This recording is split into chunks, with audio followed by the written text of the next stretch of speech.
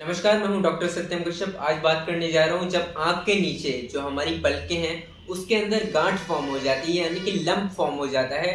उसी की बहुत ही अच्छी होम्योपैथिक मेडिसिन के बारे में और क्या इसका मैनेजमेंट रहेगा, यानी कि क्या सावधानियां आपको बरतनी है अगर ये कंडीशन आपको मिल रही है, उसके बारे में भी जानेंगे। तो इसको मेडिकल कंडीशन में इस कंडीशन को बोलते हैं चैलेजियन या फिर कैलेजियन। कैलेजियन की कंडीशन में क्या होती है, जो हमारी आंख के अंदर टीयर ग्लैंड होती है। टीयर ग्लैंड का क्या काम होता है, छोटी छोटी ग्रंथि होती है आंख के अंदर, जिसका काम होता है ऑयल को सिक्रीट करना। ऑयल सिक्रीट करके आंखों को नरिश या फिर मॉइस्ट रखना, इसका काम होता है। जब किसी भी तरीके की ब्लॉकेज या फिर रुकावट इस ग्लैंड के अंदर आ जाती है तो एक तरीके की गांठ, इन्फ्लामेटरी लंप वहां पर फॉर्म हो जाता है, जिसको कैलेजियन बोलते हैं। 30 से 50 ईयर्स के एज के जो लोग होते हैं, यानी कि 30 से लेकर 50 साल की जिनकी आयु होती है, उनमें ज्यादातर देखने को मिलती है। और साथ ही जिन लोगों में ब्लेफराइटिस की कंडीशन मिलती है, यानी कि आंखों की पलकों की या फिर आईलिड्स की जब सूजन आ जाती है, उसको बोलते हैं ब्लेफराइटिस। उन लोगों में ज्यादातर कैलेजियन की कंडीशन देखने को मिलती है। ज्यादातर ये कंडीशन हमारी ऊपर वाली पलक के अंदर पाई जाती है, तुलना में नीचे वाली पलक के ज्यादातर ऊपर वाली परसेंटेज ज्यादा होती है। स्टाई से इसका कंपैरिजन करें तो इसका अंतर पता होना जरूरी है। स्टाई एक अलग तरीके की कंडीशन होती है जिसमें ग्रोथ हो जाती है आंख के अंदर।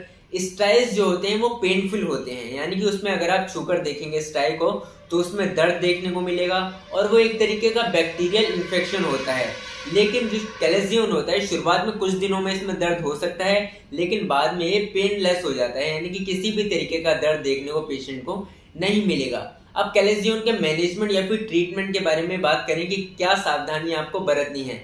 तो कैलेजियन की कंडीशन जब आती है, कुछ ही दिनों में खुद से भी ये जा सकती है। महीने भर के अंदर अगर आप वेट करेंगे तो खुद से भी ये कंडीशन ज्यादातर केसेस में चली जाती है।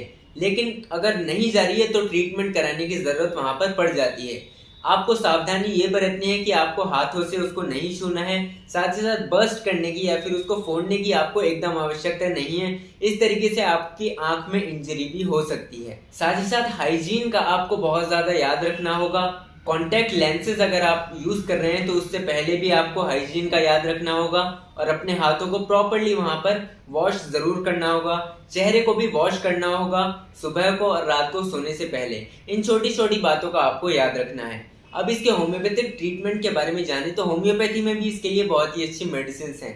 पहली जो टॉप ग्रेड रेमेडी है उसके बारे में जाने, कोनियम मैकुलेटम होम्योपैथिक मेडिसिन इसके लिए बहुत ही अच्छी रहेगी। जहां पर हार्ड स्टोनी ग्लैंड्स होती हैं बॉडी में कहीं पर भी, वहां पर कोनियम मैकुलेटम बहुत अच्छे तरीके से असर करती है और ये हार्डनेस को कम करने के लिए कैल्शियम की बहुत ही इफेक्टिव मेडिसिन है।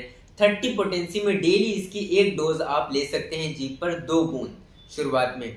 साथ ही साथ इसके कैलकेरिया फ्लोरिका होम्योपैथिक मेडिसिन भी चलाई जाती है, जो कि हार्ड स्टोनी ग्लैंड्स के लिए बहुत ही इफेक्टिव रेमेडी है।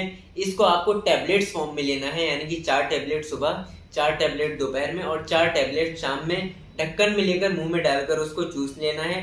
पानी से लेने की आवश्यकता कोई भी नहीं होती है। कुछ दिनों तक जब आप ये मेडिसिन कंटिन्यू करेंगे तो जो स्टोनी हार्डनेस है वो कम होने लगेगी और कैलेजियन की कंडीशन धीरे धीरे कम होकर ठीक होने लगेगी।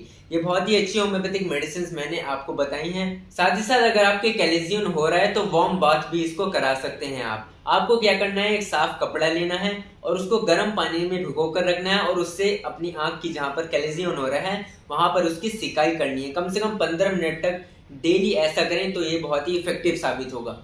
अगर आप मुझसे ऑनलाइन कंसल्ट करना चाहते हैं तो डिस्क्रिप्शन में मैंने अपनी ईमेल आईडी दे दी है, वहां पर जाकर आप मुझसे कंसल्ट भी कर सकते हैं। वीडियो पसंद आई है तो जरूर लाइक कीजिएगा, चैनल पर नए हैं तो जरूर कीजिएगा सब्सक्राइब। जल्द मिलते हैं अगली एक नई वीडियो में। Thank you.